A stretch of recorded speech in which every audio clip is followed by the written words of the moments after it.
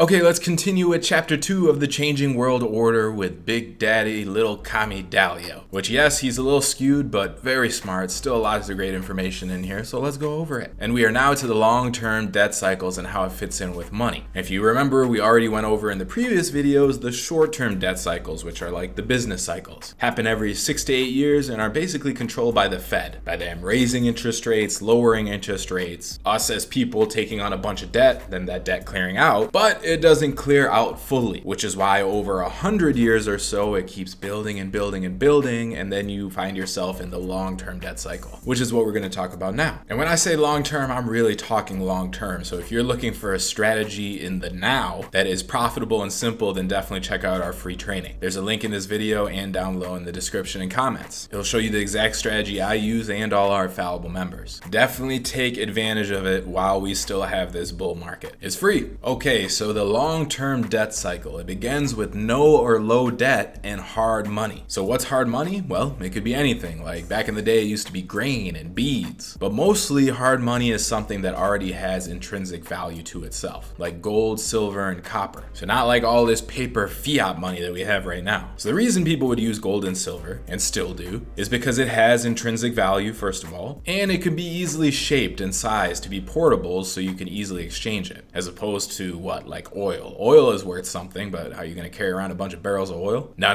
Much easier to have coins. So intrinsic value, which means it is useful in and of itself, is important because there's no trust or credit behind these hard money things. Every transaction is settled on the spot, even if the buyer and seller were strangers or enemies. So the old saying goes that gold is the only financial asset that isn't someone else's liability. And compare that to, say, the US dollar. What is the US dollar really? Well, it's backed by the full faith and credit of the US government. Compare that to gold. Gold is just gold. It doesn't have to be backed by anybody. And that's what it's saying here. Something like gold has a widely accepted intrinsic value, which is not like debt assets or other assets that require an enforceable contract or law to ensure that one side is going to deliver on its promise. Because what is debt? It's just saying, okay, I'm going to give you this thing now and you got to promise to pay me back. So that's a contract that's got to be enforced. So if you transact with something like gold, then there's a lot less risk and no lingering promises. So gold, silver, those kinds of things become a safe medium of exchange and a safe storehold of wealth. And that's interesting because a lot of people argue for Bitcoin being way better than something like gold. But does Bitcoin have that same intrinsic value that we're talking about here? No, it doesn't. There has to be faith in Bitcoin for it to work. That's why it fluctuates so much. And Bitcoin also isn't something you could hold in your hand, which sounds stupid in this day and age because most of the things we deal with we can't hold in our hand. Like, how is this YouTube video streaming to you? But in a collapse, people go back to their baser instincts. They want something shiny that weighs a little bit that they could hold in their hand. And why gold has had intrinsic value forever is maybe just like a biological human type thing. And maybe, just like psychology doesn't change, that part of our psychology that loves precious metals and shiny things, maybe that won't change either. Bitcoin just isn't shiny enough. So eventually an economy and a society moves from just the straight up hard money to claims on that hard money, so notes or paper money. Because carrying around all those coins was risky and inconvenient. So credible parties, which became banks, but they were also temples back in old China, they would put all that hard money in a safe place and then issue paper claims on it. And then this paper would be treated as money itself because the claims were good. Everyone trusted the bank or the temple. Because if you had that piece of paper, then you could easily take it to the temple and redeem it for that hard money that's kept somewhere. And this type of system is called a linked currency system because the value of the currency is linked to the value of something, typically a hard money like gold. But then what happens as soon as you convert to paper? Well, then you get increased debt because at first there is an equal number of paper to the hard money. So 10 pieces of gold, 10 pieces of paper. But then the bank discovers, hey, if it's all paper, then we could have credit and debt. And that's when you start getting the credit system. So people lend the paper back to the bank and then get it back with interest. And then the bank takes that paper and lends it out to other people who have to pay it back with interest. And everyone's real happy with this system for a while. Because if you don't have money, now you can get it and you can buy stuff. And this does lead to productive activities. You can buy that tractor that you couldn't get before. Now you can grow corn better, sell that corn, get money back, and it's a productive process process. So the whole society likes it because it leads to asset prices and production to rise. That's when you start getting the boom, because people do it more and more and more. But then the economy starts running into problems when there isn't enough income to survive the debt that everyone's taking on. Because if you're borrowing to buy, what is that? It's debt. And then also, just in general, there become too many claims for money. And the claims and the paper way outpace the amount of productivity that's actually going on. So remember, debt can be thought of as negative earnings or a negative asset. And that's because it eats up earnings. You have to pay off your debt with the earnings that you have. And if you don't have any earnings, then it eats up your assets because you have to sell those assets to pay off the debt. Debt is senior, so it gets paid before any other type of asset. And what happens when there's too much debt and people can't handle it? Well, then there's a restructuring, or the central bank starts printing money like crazy to fill all those gaps in the balance sheets of everybody. Another problem that happens is when there is so much paper being printed that the holders of that debt and that paper don't think that they're going to get adequate returns from it. So the reason you're okay with paper is because you believe that they're storeholds of wealth, right? You can go in and exchange it for the hard asset, the hard gold. And remember, this is not fully a fiat system. This is not what we have today, because we are not on the gold standard anymore. But we'll talk about that in a second. In this situation that we're talking about here, people still think that they could bring it into the bank and get their gold for it. But if you have so much paper and so little gold, you could end up with these bank runs. Because if people start losing faith in that paper, they come back to collect their gold, the bank's like, oh crap, we don't have enough gold for everybody. And when you think about debt assets like bonds, because they have bonds here too, well then the bank is faced with a choice. Are they going to let all these people sell their bonds, which is going to spike interest rates? And then,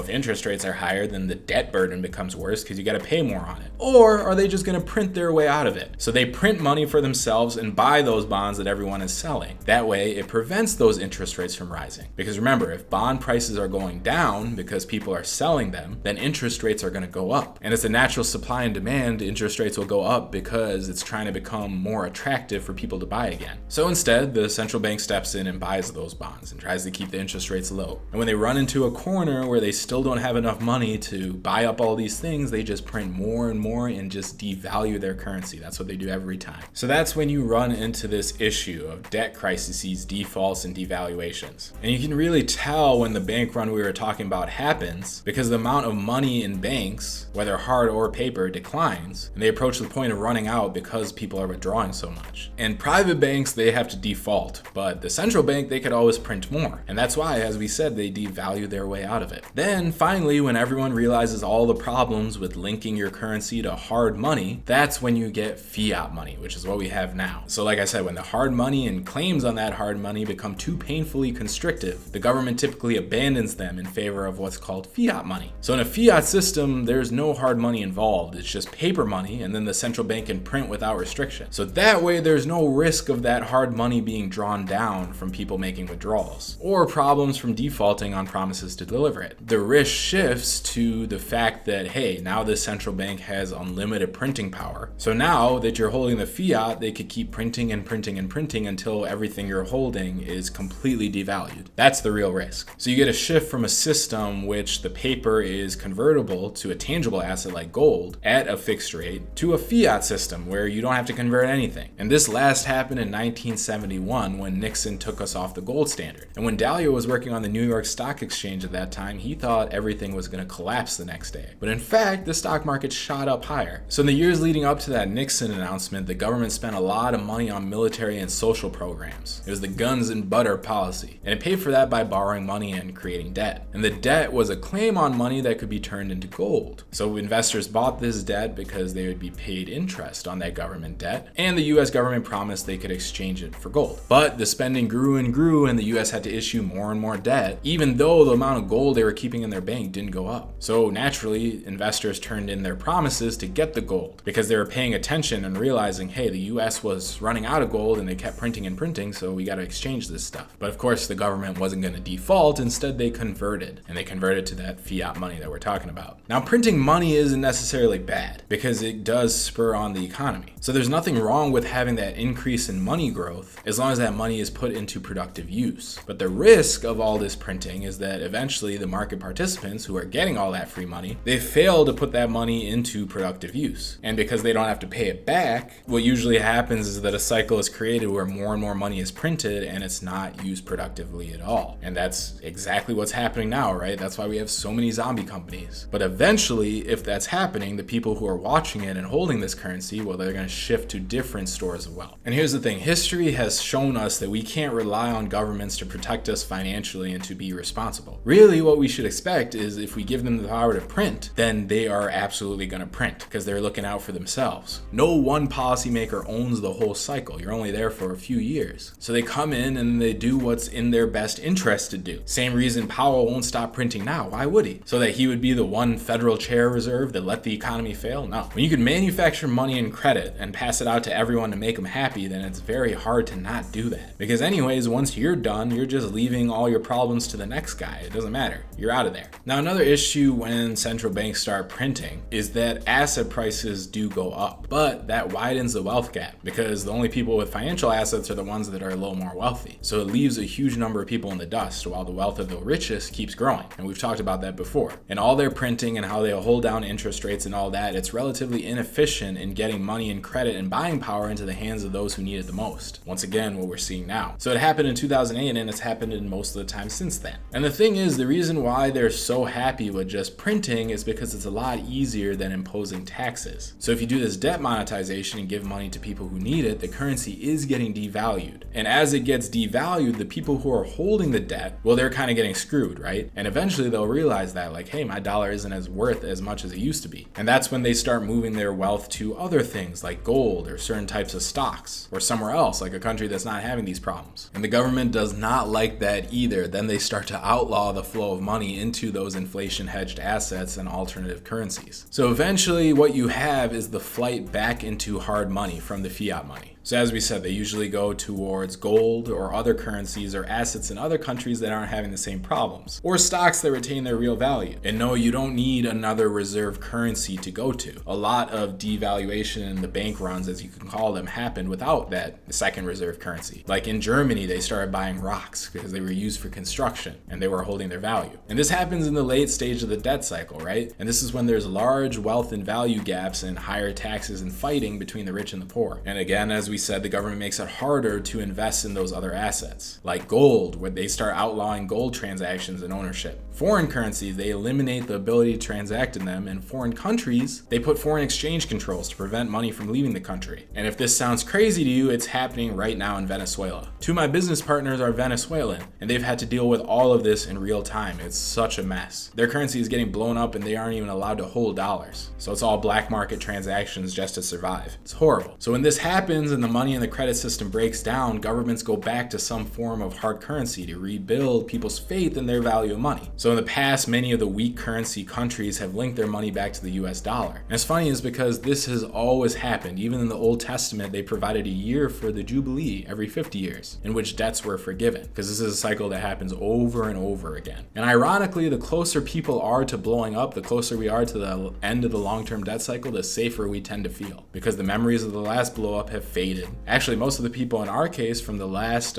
end of the long-term debt cycle, they've passed away. So no one remembers, and that's when it's going to bite us the worst. So we're going to keep going with this series. Hopefully that made sense so far. The more I do these articles, the more I'm realizing that Dalio really loves to talk in circles. So for some reason, it's getting harder and harder to separate what's the actual good stuff from him just talking and run-on sentences. But I'll do my best. So if you want to see that next video, subscribe. And if you haven't already, make sure you take this training. Way simpler than what we're talking about here. And it makes you money right away, which is nice. There's a link in this video and down below in the description and comments. Free training, definitely take it. Hit that subscribe button and I will see you in the next video. Stay fallible out there. Bye.